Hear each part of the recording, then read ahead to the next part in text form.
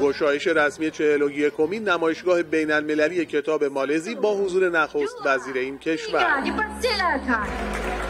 نمایشگاهی با کتاب‌های متنوع در موضوعات و زبان‌های گوناگون با حضور نمایندگان 17 کشور جهان نظیر هند، چین، تایوان، برونئی، سنگاپور، اندونزی و جمهوری اسلامی ایران. 8 کشور سفیر کتاب خودشون رو معرفی کردند و یکی از اون کشورها کشور ایران هست که الحمدلله سفیر کتاب ایران هم خیلی خوش می‌درخشه در برنامه‌های مختلفی که هست و عرضه آثار مکتوب ایران هست. غرفه کشورمان هم با عرضه 60 عنوان کتاب در این نمایشگاه جهانی حضوری فعال داره.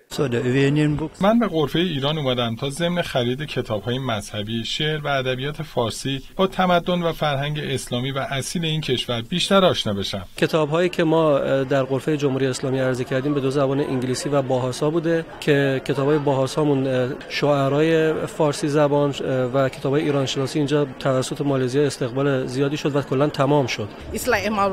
کتاب‌های مولوی، عطار و گلستان سعدی به مالایی ترجمه شده و طرفداران زیادی داره که نشان دهنده اشتراکات مذهبی و فرهنگی ایران و مالزی هستش. رایزنی و توافق با کشورهای اندونزی، مالزی و مصر با هدف چاپ آثار مکتوب ایران در موضوعات متنوع به ویژه نشر الکترونیکی آن در داخل کشورهای هدف از دیگر فعالیت‌های غرفه ایرانه. ارتباط در حوزه ایبوک هست و فروش کتاب در قالب الکترونیکی که یه عرصه بسیار خوبی است که به نظر مالزی چون ها به منطقه جنوب شرق آسیا هم هست میتونیم این ارتباط رو اونها به قوت داشته باشیم. صدها غرفه در 2 طبقه این نمایشگاه آثار هزاران ناشر بین‌المللی رو در معرض دید روزانه بیش از 100,000 بازدید کننده قرار داده. 41مین نمایشگاه بین‌المللی کتاب مالزی به مدت 10 روز از ساعت 10 صبح تا 10 شب برای بازدید علاقمندان برپاست.